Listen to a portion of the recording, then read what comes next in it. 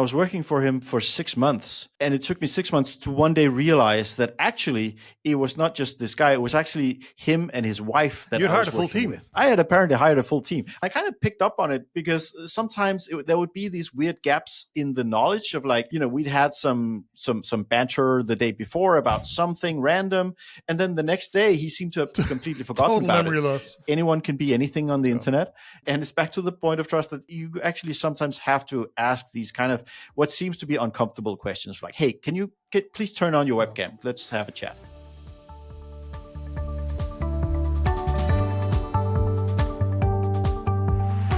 Hey everyone, this is Heini and Zachariassen here, and welcome to Founders Weekly, where we tell startup stories you can learn from. Today's topic is about working with global teams. Outsourced teams are your own teams around the world. My co-host today is Theis, Vivino co-founder and a friend. Welcome, Theis. Thank you, Heine. Good to be here. Great to have you here, Theis. This is something that we've done quite a lot of. Why do you think we keep ending up doing this all the time? We keep going back to it. Yeah, we do. We've done it many times during our careers, over and over again. I guess it comes back to the fact that at different times in our lives, we are either very low on money, or we're just cheap and don't want to spend the money that we do have. I think for you and I, Heine, that's always been kind of the starting point, has been that it's actually been out of necessity. That has been the way that we've been able to get the amount of resources, of the amount of people that we needed for whatever project we were working on, and then we've managed to work with the strengths and negatives of having the outsourced team. But I think it's always started out of necessity for you and I.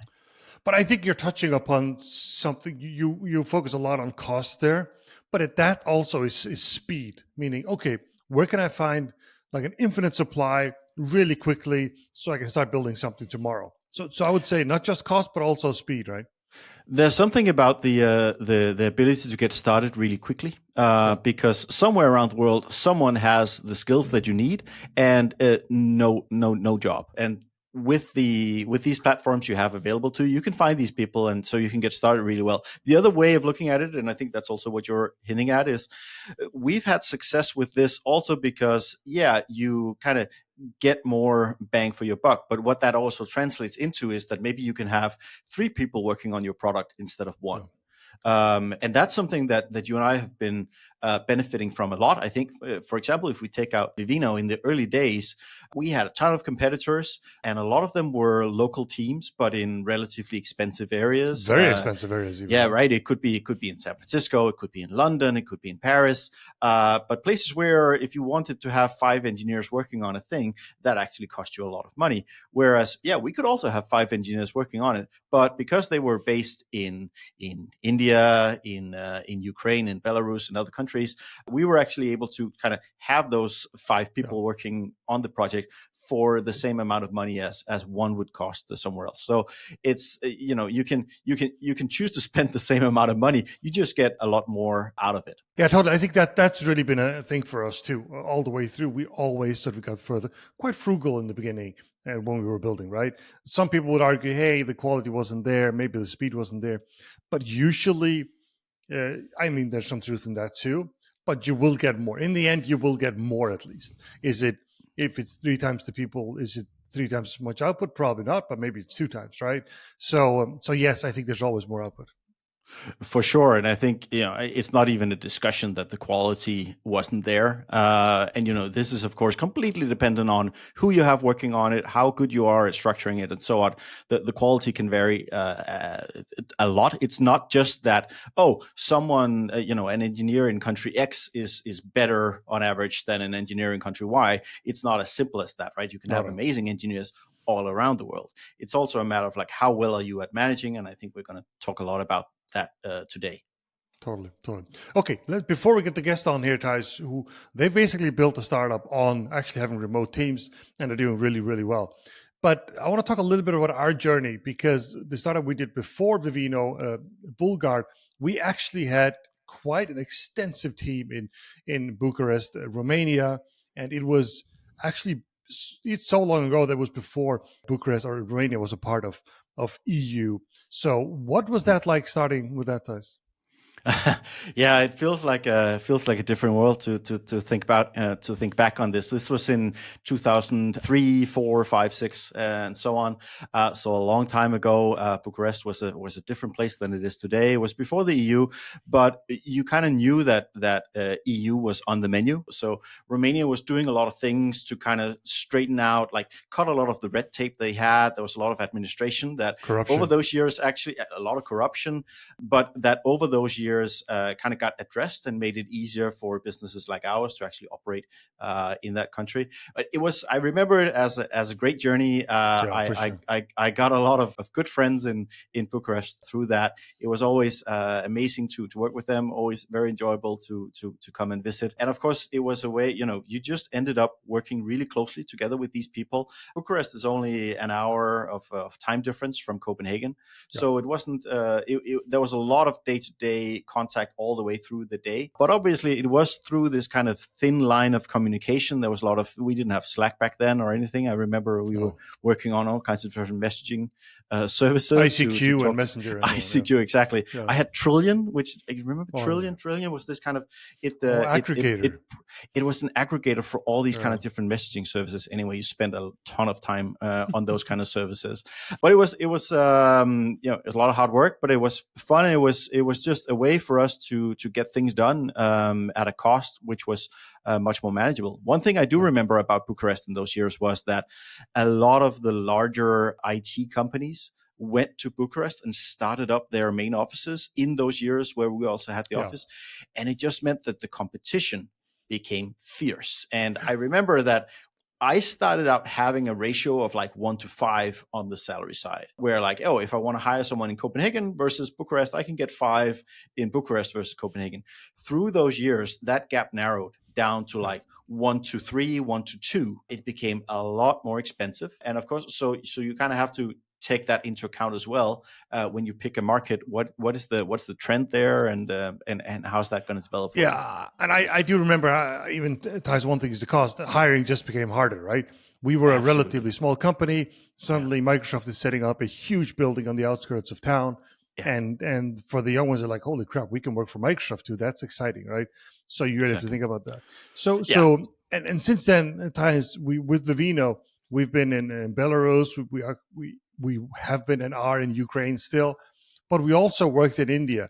And if we sort of put some of those things together, like a lot of it's Eastern Europe, and then there's India. So what do you think about like cultural differences there? Because India is a very different place to Eastern Europe.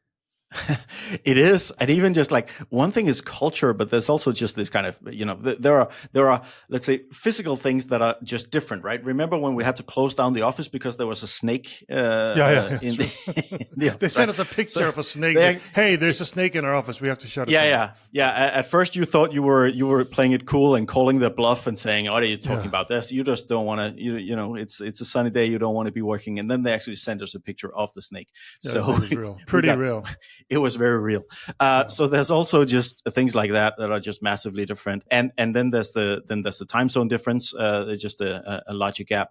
But of course, you do have these general cultural differences. One thing that I think we really had to learn how to work with was that at least when we had a lot of people working for us in India, there was this tendency for people in our office just to never say no.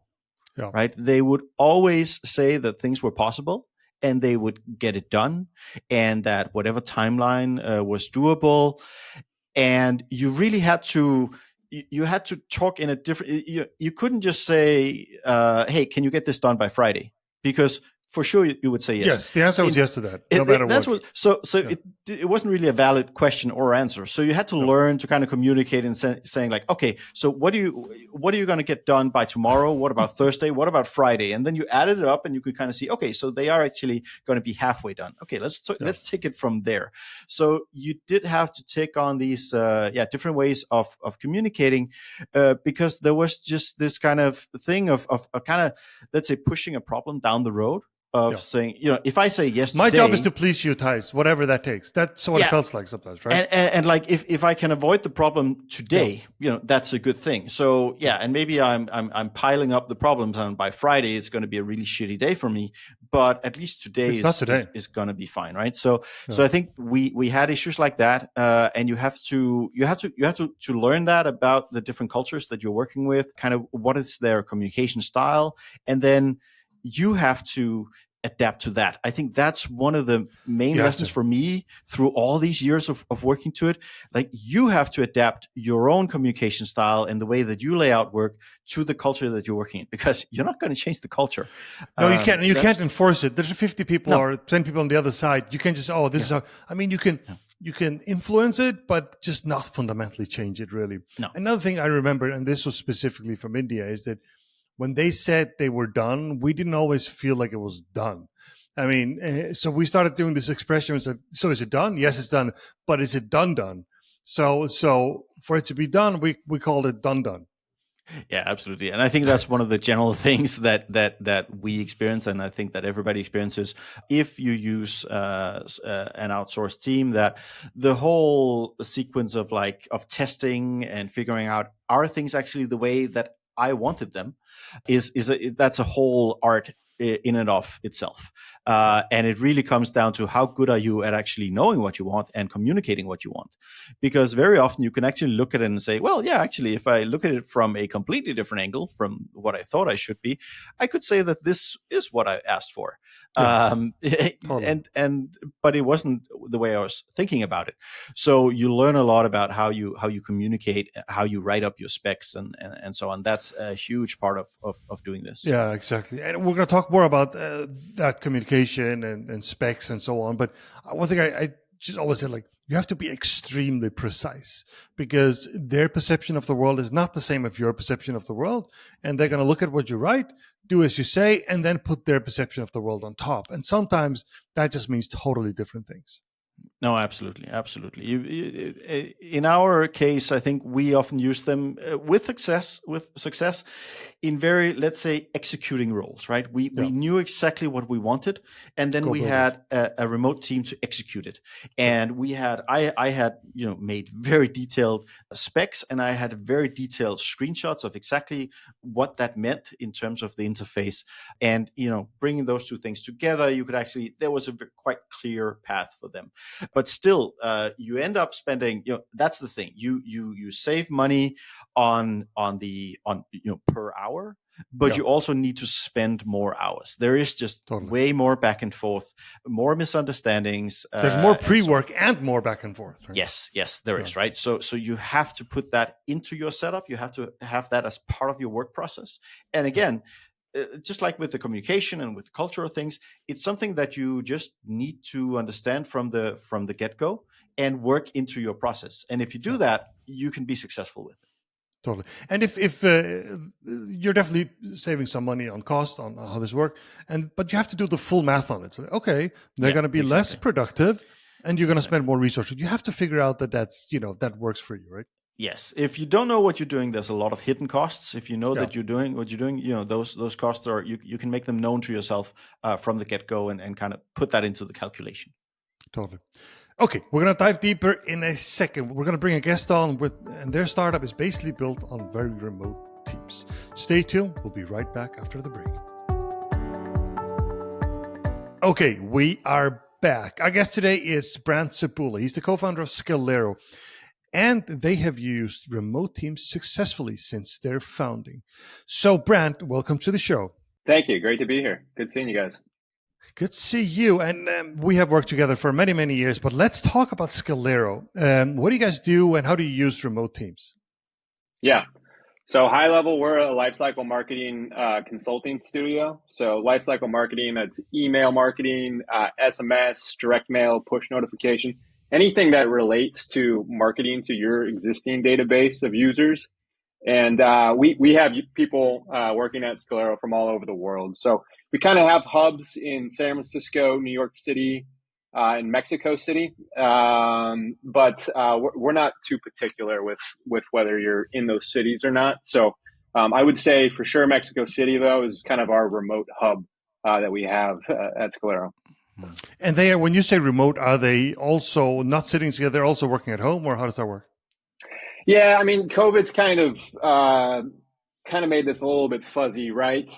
We do have offices and we encourage people to come in, but I think in reality, folks are coming in, I don't know, once a month, once a week in a good month. Let's hope that office isn't too expensive. That empty yeah, office. not too bad. Yeah. No, okay. Yeah. Cool. Okay, so how big's the team now, Brant? Yeah, so we have 30 to 40 folks, and of those 30 to 40 folks, I would say 20 are in Mexico City. And we're doing like a range of kind of roles there. So in lifecycle marketing, it's you need a little bit of everything discipline-wise. You might need some designers, you might need some developers, you might need data engineers, analysis, project managers, all sorts. And we actually kind of hire for all roles in Mexico City. We're not too particular with that. Yeah. Okay, so you I'm a little bit curious now. You're really doubling down on Mexico City. Why is that? Yeah, so we did start by hiring designers and developers in Mexico City, and our initial thought was, we want our back of the house in Mexico City, and we want the front of the house in the United States. So, we have clients. Most of them are based in the United States. We have some like multinational corporations we work with, certainly. But most for sure are kind of based in the U.S. So our original thinking was, hey, let's have a U.S. front of the house that interact with our clients, and then kind of a Mexico City back of the house of design, development, data engineering, things like that.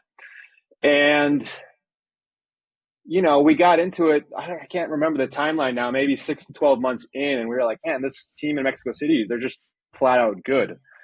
Maybe we should start hiring for more front-facing roles. We gave it a shot, and turns out they were quite good at front-facing roles as well. So at this point, we'll just hire for anything in Mexico City.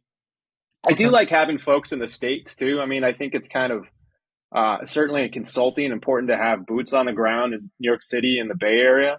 But when we're hiring, we're really looking at all three cities these days, and we don't really discriminate where we want that hire. We're just looking for the best folks, essentially. Yeah. Obviously there's a cost component to that too, right? I guess there's a difference between Mexico City and San Francisco. Yeah, there is. Yeah, I mean, we got started in 2019, and I think we made our first Mexico City hire in 2020. And at that time, it was just a value play for sure. It's like, we can hire somebody in the Bay Area to help us with our business, or we could probably hire a designer and a developer in Mexico City at the same rate. So it just allowed us to accelerate way faster than I think hiring in the Bay Area. Yeah. Before we dig in, Theis, any comments on this, on Mexico City and what they're doing? No, it's super interesting, and it mimics one thing that I'm working on currently. Like people I work with are actually, I'm based in Copenhagen. I work with people in Egypt, and one thing that's nice about that is that the time zone difference is kind of, it's manageable. It's very manageable. It's 1 hour time zone difference, which is really nice. It's usually one of the big issues if you are either in the US or Europe and you want to have your developers in, let's say, India or even Eastern Europe. So having that kind of going south instead of east-west has worked real well for me. I think, Brant, maybe, how are you on that? I guess for a time zone difference, Mexico City is pretty optimal for you guys. Yeah, for sure. I mean, prior to Scalero, experience working with folks in Eastern Europe and in India, and I think both of those regions do fantastic work. But the time zone is a killer. And then culturally, I think there's something to that, right? So I think Mexico is not only like a time zone fit, but it's kind of a culture fit too with the United States. So to us, it's kind of a double whammy on why that was appealing. I think it's more common now, but I was a bit confused in 2019 why folks in the Bay Area or New York tended to go Eastern European or India when you have a huge talent pool in Latin America. And I think fast forward 5 years ago, certainly the pandemic probably influenced this, but I think hiring and staffing in Latin America is definitely more common today than it was 5 years ago. Yeah, totally. There's so many people, interesting. so much talent. Yeah. Okay, so I'm going to structure the conversation a little bit here. So we're going to put it into 4 different segments. First one being hiring, then building trust and communication, managing productivity and accountability, and overcoming cultural and time zone differences. Let's start with hiring. So, Brant, how did you actually find all these people? Yeah, so we just did it just like we would hire in the Bay Area. So I think, early on we started posting jobs on AngelList. I think it's called Okay. WellFound now. But 2019, it was kind of the startup job board place, and we posted a role for a designer and a developer, separate roles in Mexico City, and we just started getting applicants. There was nothing to it from there. We were obviously really picky with kind of our first hire. So we were really looking for someone with kind of general manager, type skills and wants. Yeah. And, maybe that's a little different to some people listening. Maybe they're just trying to hire for the role and some skills. Specific. We wanted to have a base, we just thought it'd be easier if we had 10, 20 folks eventually in Mexico City. So we were like, we want a designer, but you also need to be a general manager.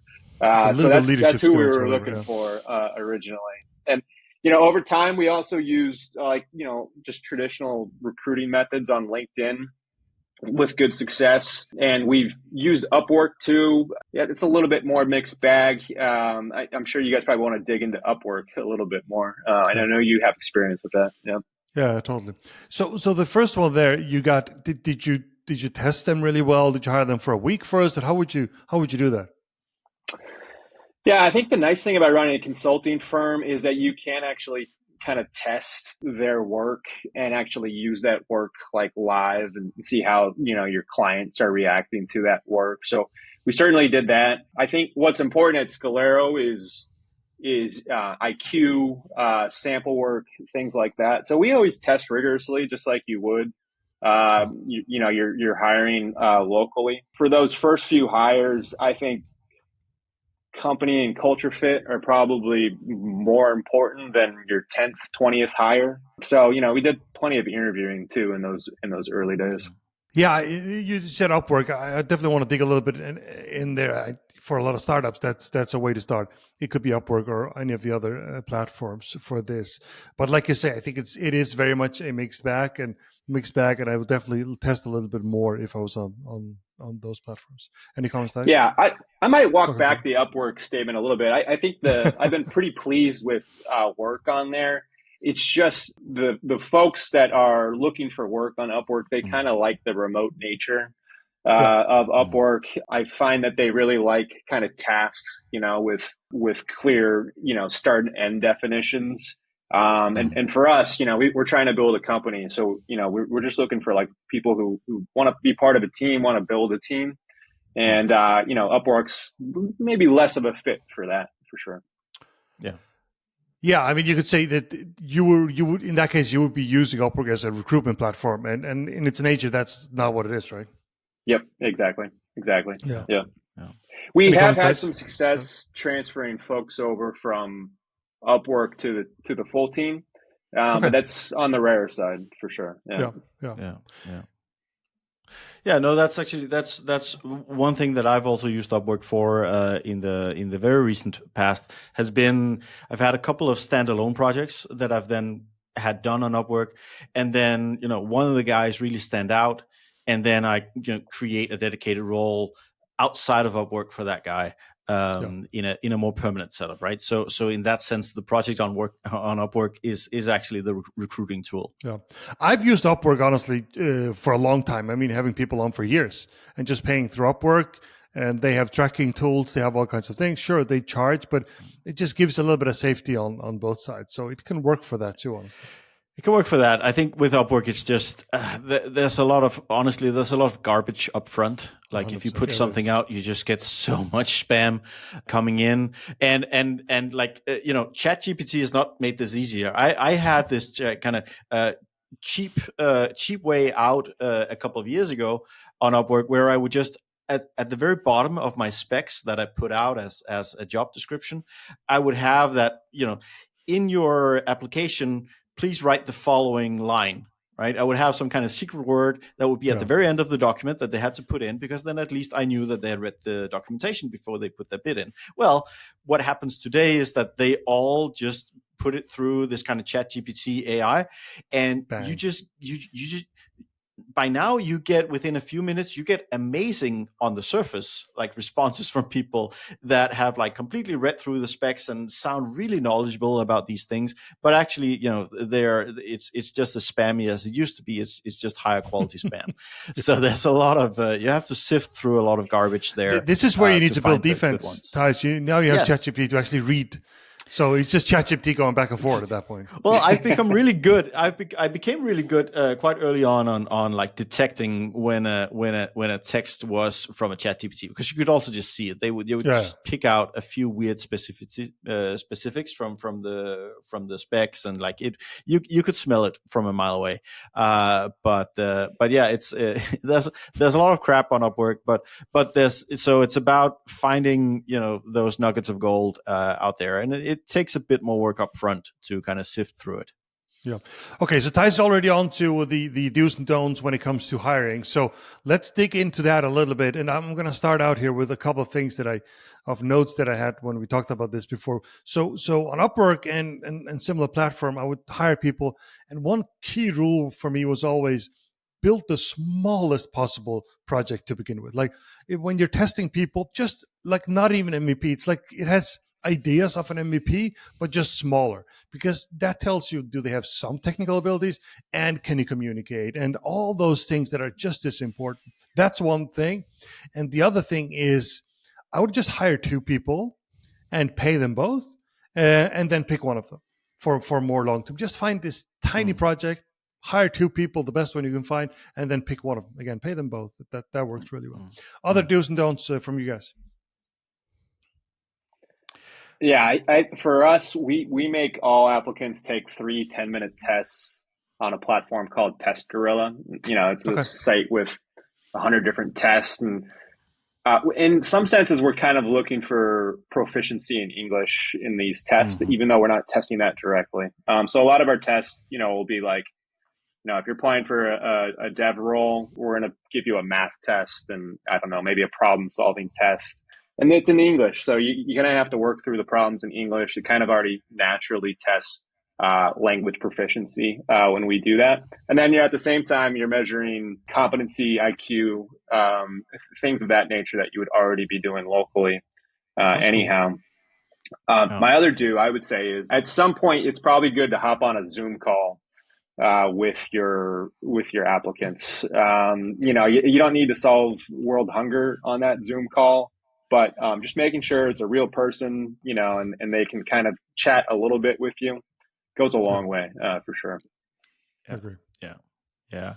I have on my list also. It tastes of the same, but I value communication higher on these kind of tests and kind of the input I get from people than I would otherwise do if it was a local role, someone that I would have next to me. For these remote roles, I value their communication skills. It's sometimes even higher than their technical skills. Like it's really important that it's someone who is not just good at English and can kind of communicate, but also is just responsive, right? And has that's discipline too, right? There's a discipline to it, and there's a positivity to it as well, in kind of how do they approach the communication, because it's going to be some really long work days if you're constantly going to have to chase people for updates, and if they're not proactive, and if they're just like uncommunicative. So I value that like really highly, and probably higher than I would if it was just a local role. Okay, we're going to move to the next one, and that is building trust and communication. And this is a big one. How do you communicate? And how do you build trust for the long term? So let's have a little bit of chat about that. We're going to talk about productivity and accountability in a second. So let's see if we stay with trust and communication here to begin with. And Brant, how do you communicate with your team?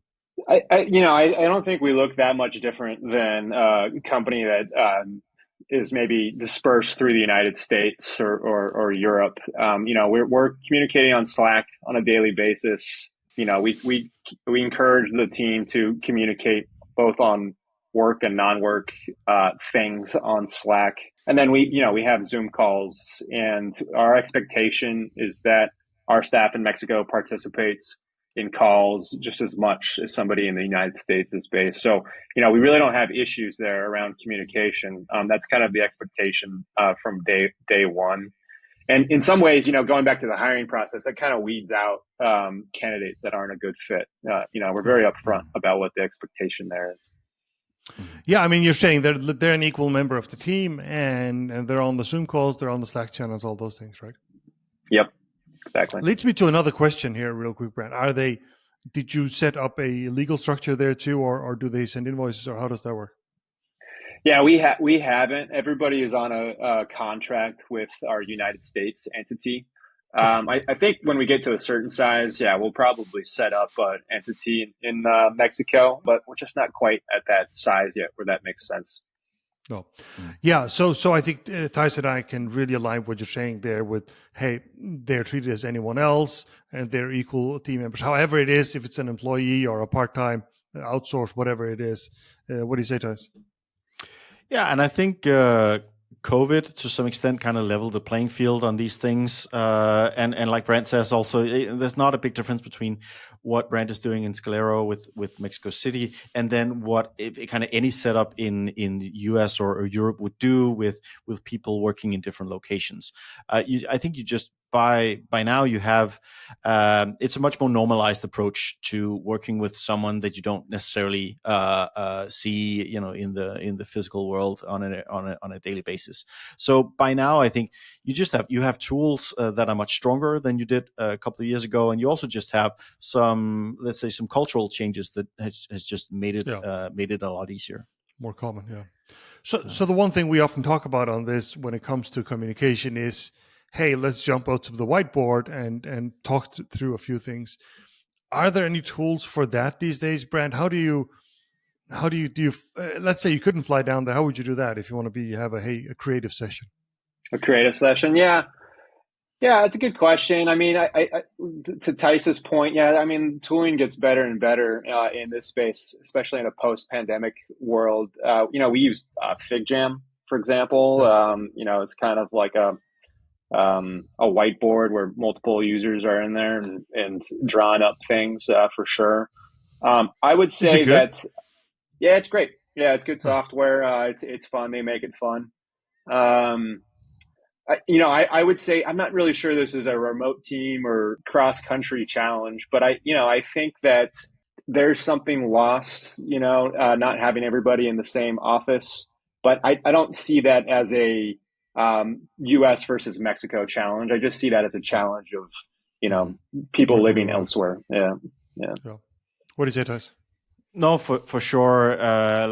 For all the advantages that you have with a kind of dispersed setup, this to me is the huge disadvantage that you just don't have this kind of natural cohesiveness, and it just comes out in a bunch of different and a lot of times negative ways of like a lack of creativity, a lack of culture, a lot of cohesiveness in the team, sometimes a lack of motivation. Like there's a lot of things that you just get naturally and for free by having people in the same location and creating social connections. And you have to work a lot more kind of consciously and proactively on these things, and it can be really hard to achieve that when you have a dispersed team.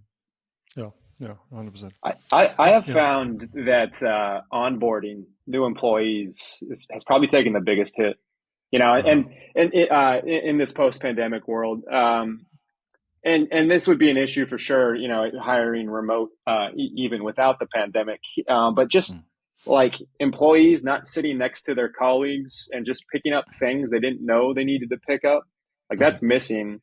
And it just seems to be taking new employees, 3 months to get entirely onboarded when, 5 years ago, maybe it would have been 1 month. To me, that's painful for sure. Hiring remote. Yeah, totally.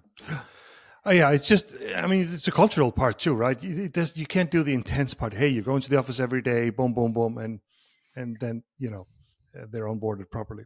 I think I remember one thing, Theis, when the pandemic started, we one thing we'd done a lot of product work before it started, and there was a lot of engineering coming. I remember we said that when it came, like, okay, we don't have to go to the office now because we're very far on the product side. So a lot of work is engineering, which gave us some breathing room, right? It's a little bit similar to having a remote team. Yeah, I think yes. I think what happened for us on the positive sense was that we had a lot of projects that were kind of midstream. Yeah. And they were kind of easy to just carry on because a lot of the creative parts, all those decisions had been made already. We'd done all the whiteboarding, and now it was really about executing, and that worked out really.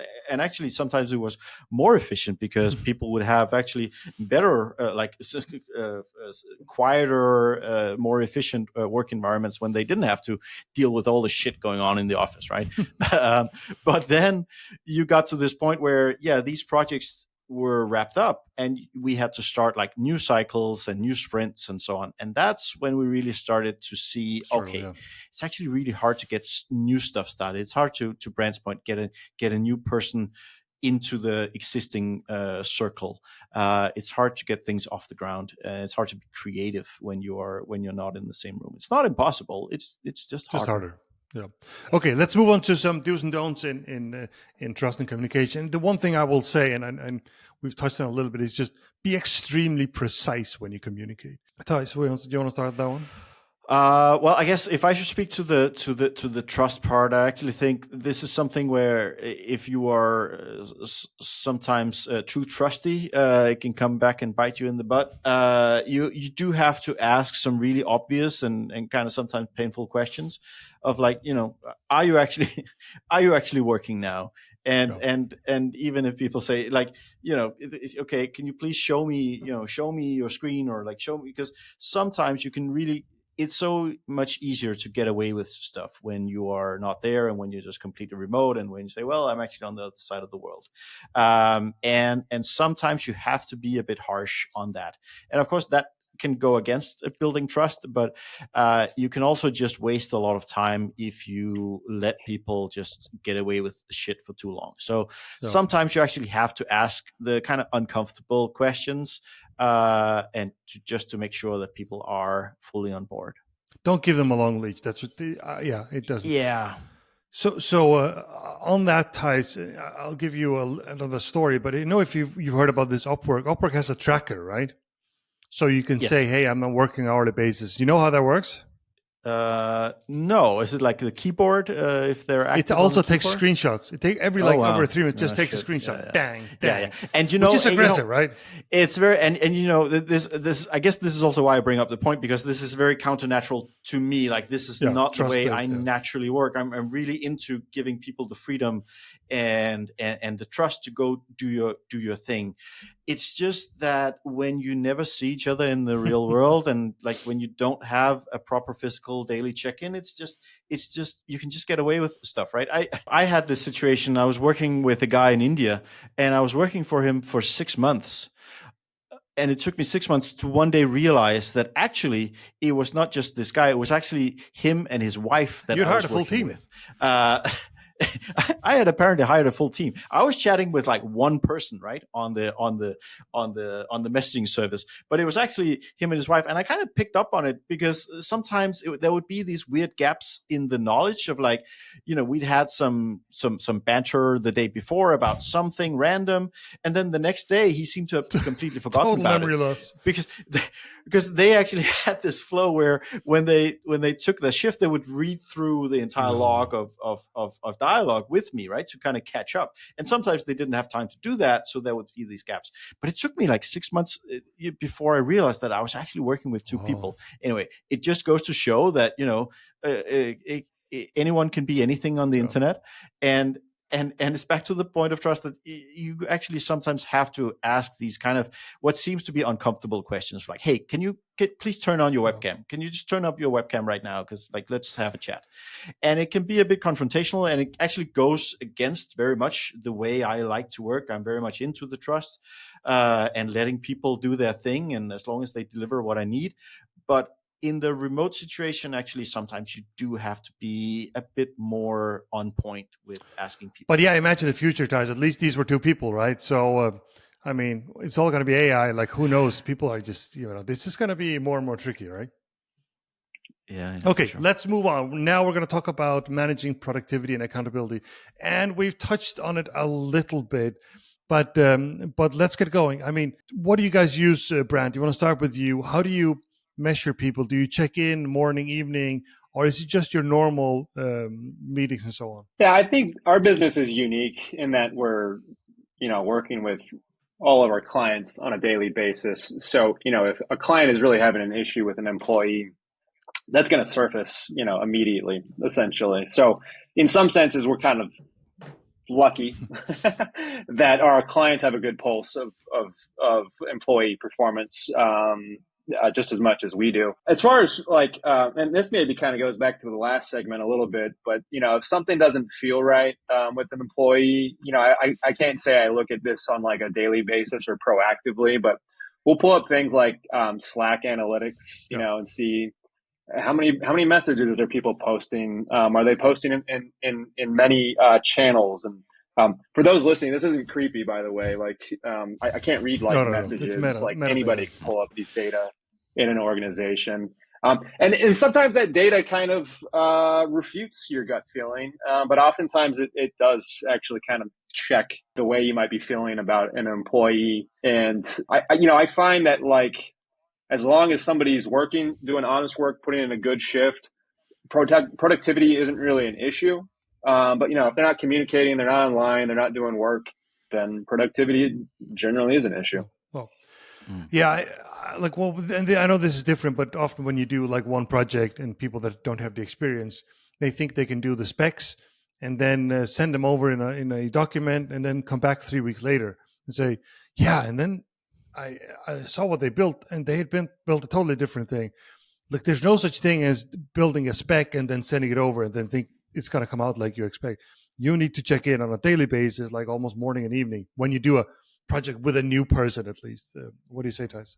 Yeah, and I think there's an element of this which is also one of the I think the disadvantages or something that's really hard with remote or people that are not in the same office is it can be really hard to kind of build this culture of achievement and like, hey, I actually want to make this company successful, right? Which is if you're good at it, you can build that into your team, and you can get this team spirit of like, yeah, let's pull together and kind of, sometimes it's the simple thing of like, let's go the extra mile and let's put in the extra hours, but it's also just, it's something more than that. There's a certain spirit to it and just this kind of a wish for the company to do well, right? And that can be, I think, quite hard to do. I think a lot of times I've had that as a challenge with a remote team, that they simply didn't have the same. They might have a local team spirit, but it might not be fully aligned with what you want to achieve as a company. It can be quite hard to get that rolling with a remote team. I agree. As we go through all these subjects, it feels like when we get to the final ones, we've covered them totally. When we get to, because we talk so much about. By the way, any final notes on productivity and accountability? If not, we are going to overcoming cultural and time zone differences. And again, I feel like we've touched it a little bit. Let's start with the time zone. That's very specific and easy. I mean, you said it already, Theis. It's easier to go north-south than it is to go east-west. You need some kind of overlap when you work with somebody. And the shorter that overlap is, the harder it gets. I don't think it's more complicated than that, right? It's not more complicated than that, but actually I think if you do have that situation of a minimal overlap, you should actually try to then use it to your advantage, right? Because you can actually then also have that advantage that, okay, now I have 5 hours to go through your work and create feedback and line up the next tasks. And I actually have time to do that. And then we can do a handover, and then you have time to do your thing. And then take advantage, but then you really need to set up your work structure for asynchronous work.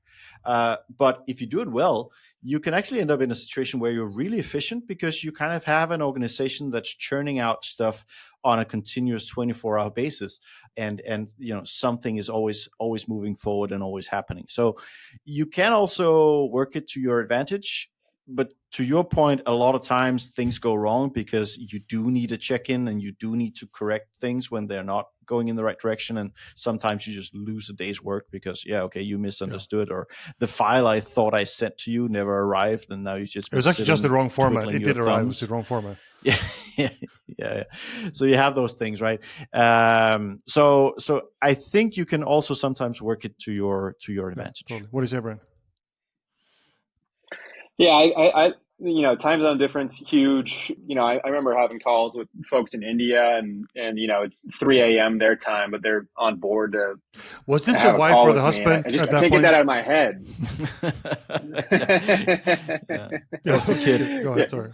I find people around the world are quite accommodating if you're paying them money to do something, but it's just one of those things. I was never able to get out of my head. Like, God, it's 3 a.m. for you. Like, how are you doing this? Or it feels like my productivity is. Should you be doing this? Exactly. So, to me, same time zone is great, and I would take it a step further. I'm in San Francisco, and there's a lot of hubs in Latin America. You could do Mexico City, Bogota, Buenos Aires is really popular. Sao Paulo. Mexico City is a 4-hour plane ride for me. And I found we tried getting down there like ASAP as soon as we started hiring folks. And I think that hiring offshore can be quite awkward, I think, over time. And if you just kind of fight through that immediately, you get in person, you shake hands, you smile, it goes a long way, long run. Certainly if you're trying to complete a 30-hour task on Upwork, it probably doesn't matter that much. But if you're trying to build a company, you're trying to build a team, I would encourage people to pick a spot that they can get to in a day's time pretty easily, and make an effort to have a connection there for sure. Absolutely. I can completely echo that. I mean, we talked about our Bucharest setup. Heine, I spent quite a lot of time there. And it was also it was great because I could get there in 3-4 hours, and I would spend maybe a week, a month per month there. And it just means so much to everything. And especially that culture part that I was talking about, of like imbuing some kind of sense of, hey, why are we actually working on this? And why are we doing these things? I think that went a long way. So yeah, if you can find a place, especially to Brant's point, if it's a long-term project, somewhere you can actually go to physically is just super let's talk about the cultural thing here, and we mentioned a little bit about sort of being able to adapt, and Theis, you're pretty clear. You said like we have to adapt as the one that's if we're the one telling others to do, and I'm sure that's not black and white, but what are your thoughts on cultural difference? We can start with you, Brant. Is the culture in Mexico compared to the US, it's pretty similar? How do you see that? Yeah, I think on the spectrum of countries in the world, the fact that we're right next to each other, we're pretty close, I think, in the spectrum of things. But it does show up. I think the biggest thing, folks in Mexico, they have this kind of very lovely floral way of speaking. They'll ask how you and your family are doing, and kind of chit chat for 5 minutes before they actually get to the thing they want to talk about. And Americans and Danes too, right? They're super direct. So I'll send a Slack message that's just like right to the point. And I think it's quite offensive to Mexican culture, frankly. So it's a little bit of adapting both. Our expectation is our American team kind of think about that when they communicate. But then we kind of also ask our Mexico teams just kind of go with the flow, and recognize that it's not personal. It's just kind of how Americans are. So that's been a learning experience for sure. Yeah. And the nice thing about, going back, the nice thing about Mexico is there's a lot of Mexicans in the United States, and there's a lot of American tourists in Mexico. So both countries have plenty of experience kind of working with each other. Are you close to any Mexicans, across various things in life? yeah, I'm burying the lead here, but my wife is Mexican for sure, so that helps. I mean, I think they kind of gave the confidence to do this in the first place. Yeah, totally. So if we go around the world a little bit, I think one of the things we've talked about, India, is a little bit different than how we are. I think if you take the Mexican part and then go to India, I think the difference might be even bigger. What do you say, Theis? Yeah, like the Brandt's point about being direct, right? I think that's something that you really have to take into account also when you are then working, for example, with the Indian team. You and I talked about it Yeah. before, Heine, but so if you combine the fact that I'm super direct with the fact that most people on our Indian teams would have this tendency to just agree, right, and postpone a problem down the line, because just say that if I ask if it's possible to do by Friday, just say yes. So when you kind of combine this very direct tone with the tendency to just try to make things work, that can create kind of a toxic situation where you just end up with a ton of problems when you actually get to Friday and it's not done, right? And I think that was the point I tried to make earlier, where it's really you should take on that on yourself then, and say, okay, if that's the culture I'm working with, how do I communicate in a way that's more constructive? How do I work around this cultural difference to and if you don't do that, you will fail. I mean, it's just, if you don't know those things and realize those things, you're going to be in trouble. Yeah, exactly. I will, just as an example of like, I guess, a very fundamental cultural difference, but one that works really to my advantage. The guy I'm working with in Egypt, he's a Muslim, and one of the things that works out really well is that for him, he has, Friday is the day that you're not working. Right, Friday is the day you're not working, and then Saturday is a day off, right? So you kind of have, so that's the weekend, which means that for him it's totally normal to work on Sundays, which normally for me is definitely a day off. And that, so for us, it really works well with doing the asynchronous part, because most of the days of the week we can work together in almost the same time zone and on the same things. But then, I can kind of have a slow Friday because I know he's off anyway. So like I can just like prep stuff and so on. We're both off on Saturday, and then he can work his ass off Sunday with the stuff that I prep for him, and we can then look at it together on Mondays. So kind of, sometimes you can use these things to your advantage, where you still, respect your local cultures and habits and so on, but actually get the best out it's of it. It's almost like what you're also saying. This is just an example, but you're saying embrace it, use it, whatever it is, time difference, cultural difference, use them all. Yeah. Okay. Any final notes on this before we go on a short break? Okay, we're going to go on a short break. When we come back, we're going to have some final thoughts on this, but also specifically look at advantages and disadvantages. We will be right back. We are back. So in the final segment here, I want to wrap it up a little bit, talking like overall about advantages and disadvantages with having remote teams and outsourcing. So I'm going to ask you to pick like one or two of each. And Theis, do you want to get going with the advantages? And is that too easy, Theis? But go ahead, Theis. I think we have to mention like the cost aspect of this, right? There is just an advantage cost-wise.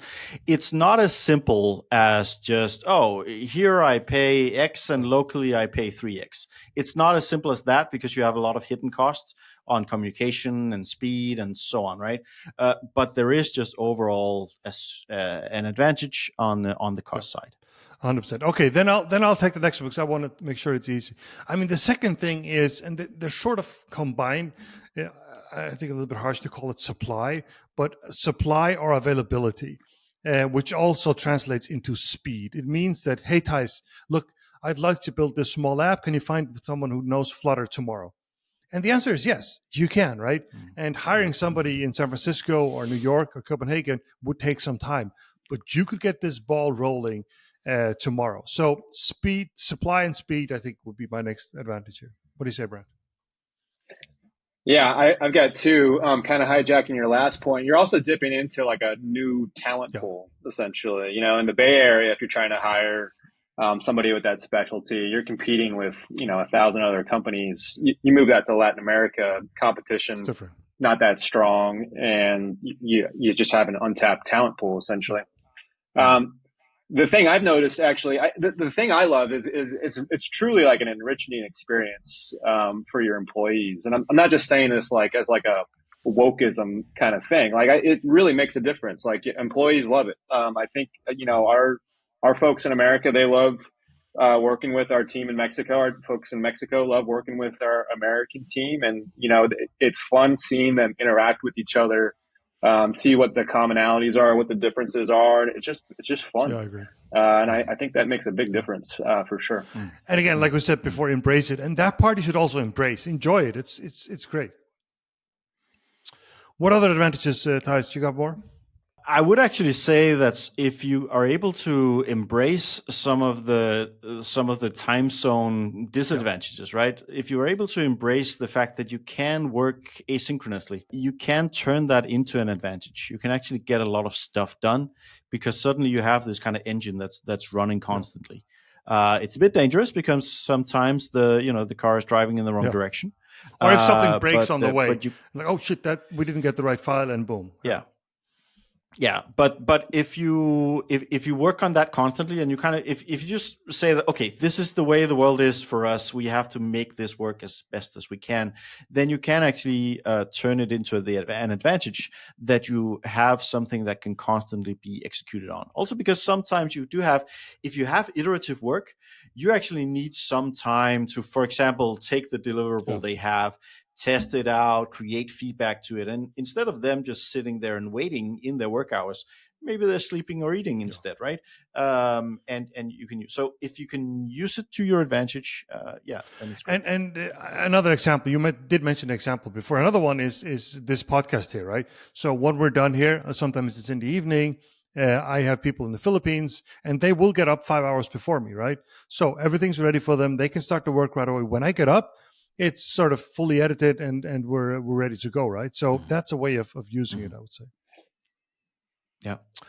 Cool. Yeah, that's a great example. We could get back to advantages later, but let's work on the disadvantages. And this one, I'm going to take it right away because otherwise you'll just steal all the good ideas. So I don't want that to happen again. I mean, the biggest, I don't know if this is the biggest one, is I called it no whiteboard work, meaning these creative processes where you are with people working for a few hours to brainstorm, to draw something on a whiteboard, can be really, really hard to get done. I mean, that I think is one of the bigger disadvantages. And that can be solved by just jumping on a plane if that's possible at all. It might not be for everyone, but it can be.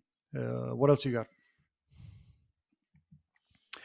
I think that's definitely a huge disadvantage. And for me, it's really, if I lived in a world where I had infinite money and infinite supply of people around me, I would always choose to have a local team. So if I should to be harsh, I would almost always prefer a local team versus a remote team. But there is just the reality of the world is that I don't have infinite money, and the people in whatever city you live in, they might not be available to you on that particular Tuesday for those skills when you need them. On that particular Tuesday for those skills you need, right? So given that, you kind of have to sometimes work and make the remote setup work.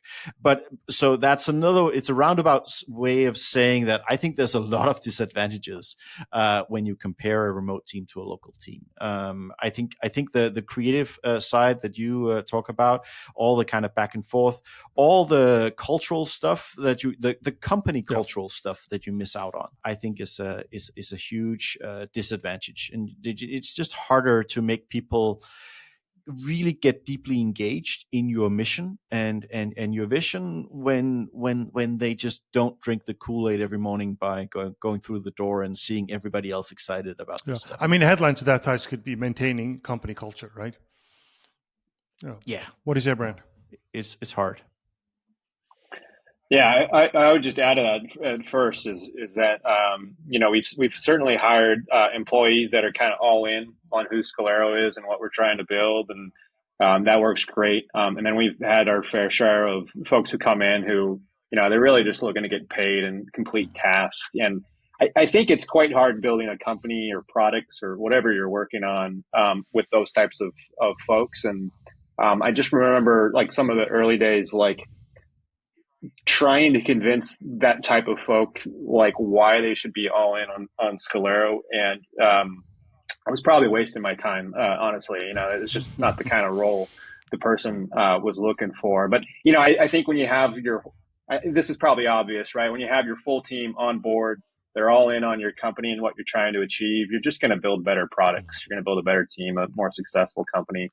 Well, I want to use this opportunity to give a huge shout out to the Vivino team in Ukraine. When we talk about company culture and kind of owning what you do, I mean, and back to Brant's point, it's also about being super lucky with hiring just the right people. We started with Alexei and Dmitry in Ukraine, and they were kind of the cornerstones of that team, and that team has just shown like tremendous energy around the Vivino mission. Like they have been climbing mountains with a Vivino flag to plant it on top of the mountain, right? They are super into it. I'm just so proud of that, and feel so good to see those kind of things. And so it's to Brant's point, it's definitely possible, but it's harder to make this happen. It's just harder, and you have to have a bit of luck in terms of getting that type of people on board. Brant, did you have a last final comment on disadvantages?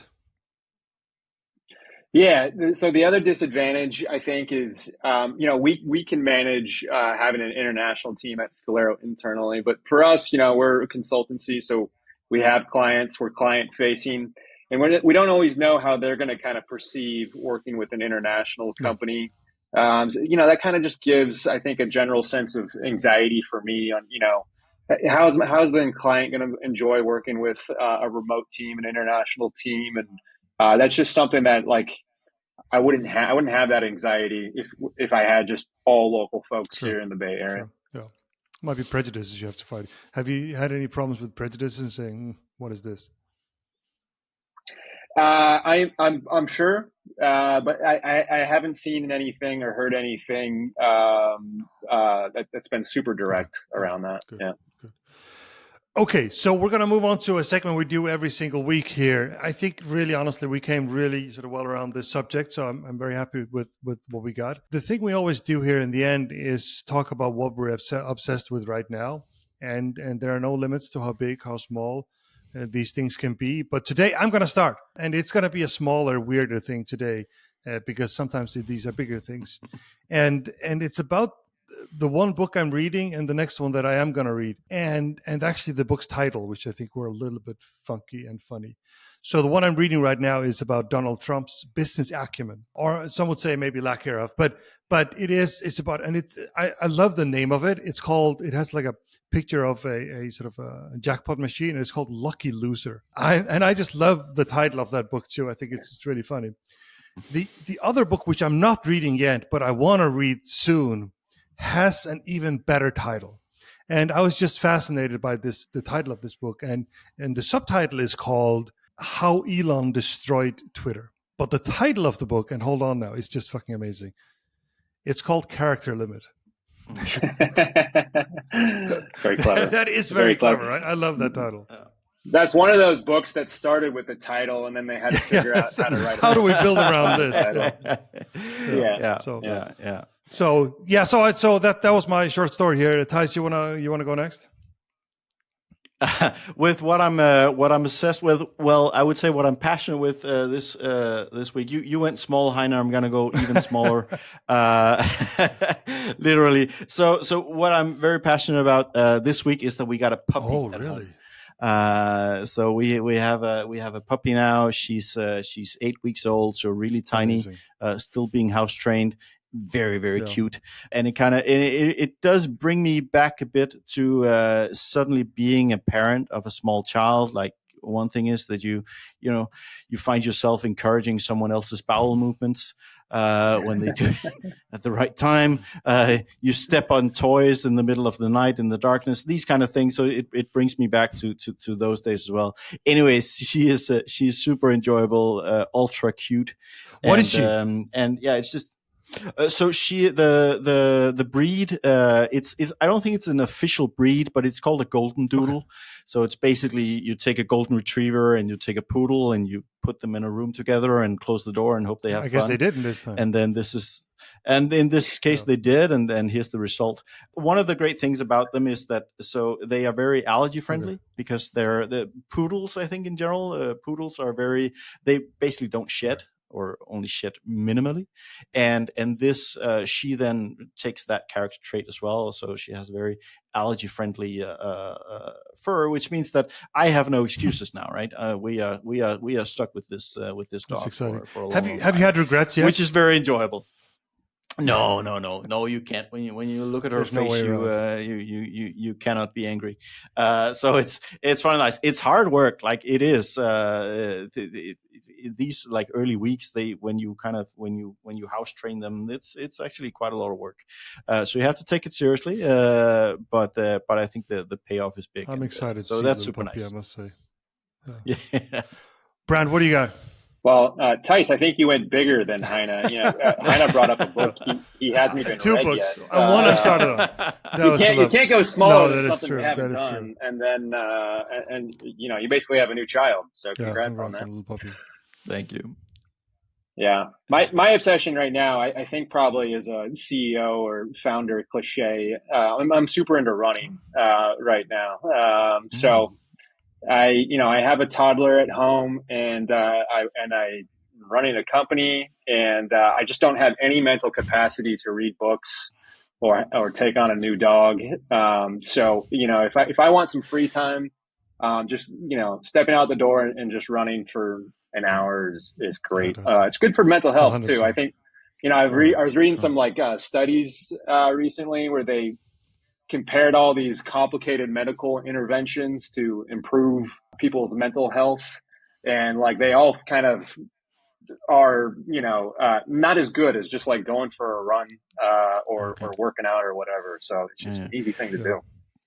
Do you do anything? So when you're on the run, do you listen to anything like on a podcast or anything? Obviously, you listen to this podcast religiously. Apart from but do you do that on your runs, or do you just let your mind go where it wants to?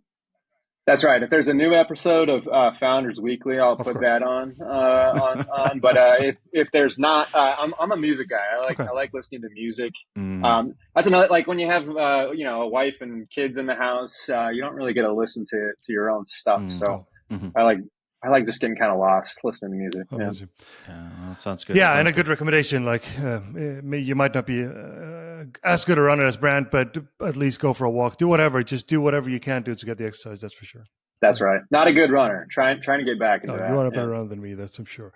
But anyway, thank you very much, guys. We've come to the end of another episode of Founders Weekly. Thank you, Brant, and thank you, Theis. Thank you, Heine. Awesome. Thanks for having me, guys. Please make sure you follow and subscribe wherever you listen to podcasts, and leave a review and rating. It really helps. For those of you on YouTube, make sure you check out Raw Startup. A lot of good videos about how to build a startup. This has been Founders Weekly. Now stop listening, go build something.